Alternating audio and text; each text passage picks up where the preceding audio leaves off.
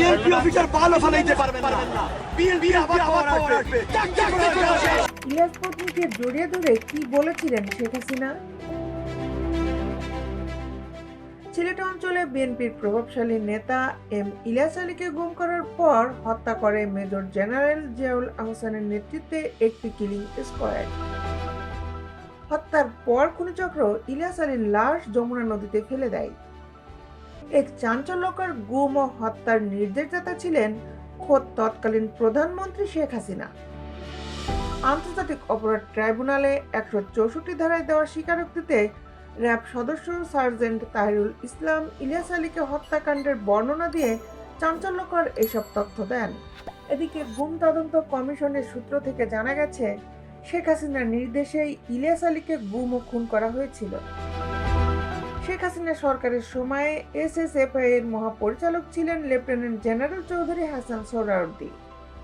তার সঙ্গে আলাপকালে তিনি বলেন, ডিজিএফআই এর তৎকালীন ঊর্ধ্বতন কর্মকর্তাদের ডেকে নিয়ে ইলিয়াস আলীকে গুম করার নির্দেশ দিয়েছিলেন শেখ হাসিনা। শেখ হাসিনা একটি পুরাতন শাড়ি পরে জড়িয়ে ধরেছিলেন ইলিয়াস আলীর স্ত্রী ও কন্যাকে। এ সময় ইলিয়াস আলীর স্ত্রীকে শেখ হাসিনা জানিয়েছিলেন, বিএনপির চেয়ারপারসন বেগম খালেদা জিয়ার নির্দেশে অপহরণ করা হয়েছে তাকে। অভ্যন্তরীণ রাজনৈতিক বিরোধের জের হিসাবে এটা করা হয়েছে বলে ইলিয়াস আলীর স্ত্রীকে অবহিত করেছিলেন শেখ হাসিনা। ছাত্র জনতার গণ অভ্যুত্থানে গত 5 অগস্ট দেশ ছেড়ে পালিয়ে যান শেখ হাসিনা। এরপরই আয়নাঘর নামক বন্দিশালা থেকে গত 15 বছরে আটক অনেকে ছাড়া পান। 164 ধারায় দেওয়া স্বীকারোক্তিতে তাহিরুল বলেন, জিয়াউল আহসানের নির্দেশে ঘটনার রাতে শেরাটন হোটেল থেকে তিনি ইলিয়াস আলীকে অনুসরণ করতে থাকেন। মহাখালী পৌঁছার পর জিয়াউল আহসান নিজে আরেকটি টিম নিয়ে ইলিয়াস আলীর গাড়ি অনুসরণ করেন। ইলিয়াস আলীর গাড়ি বনানীর 2 নং সড়কের বাসার সামনে পৌঁছার আগেই বনানীর সাউথ পয়েন্ট স্কুলের সামনে থেকে তাকে তুলে নেওয়া হয়। ইলিয়াস আলীর সঙ্গে তার ড্রাইভার আনসারকেও অপহরণ করা হয়। গাড়িটি জলখাবার হোটেলের সামনে দিয়ে বনানীর 2 নম্বর সড়কে ঢোকার পরে এই অপহরণের ঘটনা ঘটে।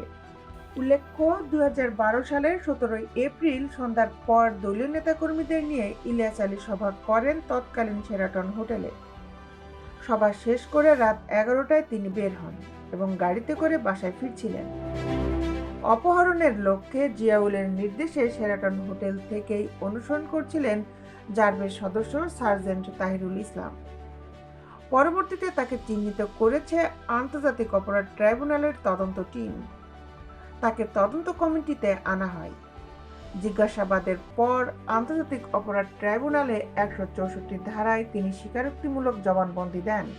মহাখালী জলখাবার হোটেলের অদূরে বনানীর 2 নম্বর সড়কে গাড়িকে ধাক্কা দিয়ে থামানোর পর ড্রাইভার আনসার সহ ইলিয়াস আলীকে অপহরণ করে ওই টিমের সদস্যরা।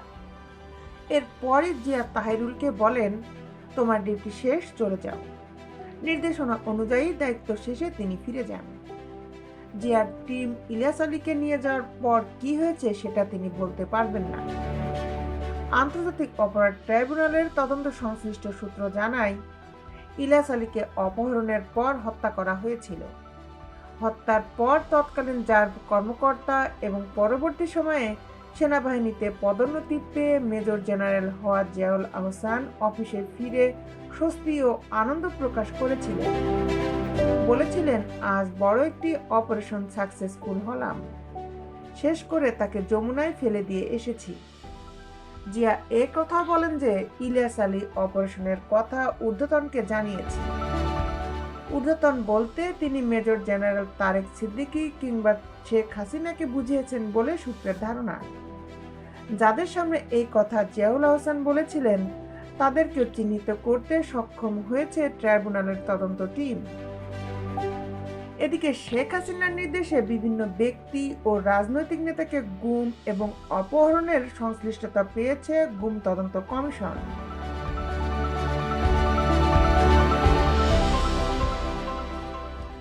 দেশ বিদেশের আপডেট নিউজ পেতে আমাদের সাথেই থাকুন। Justice television, Dhaka.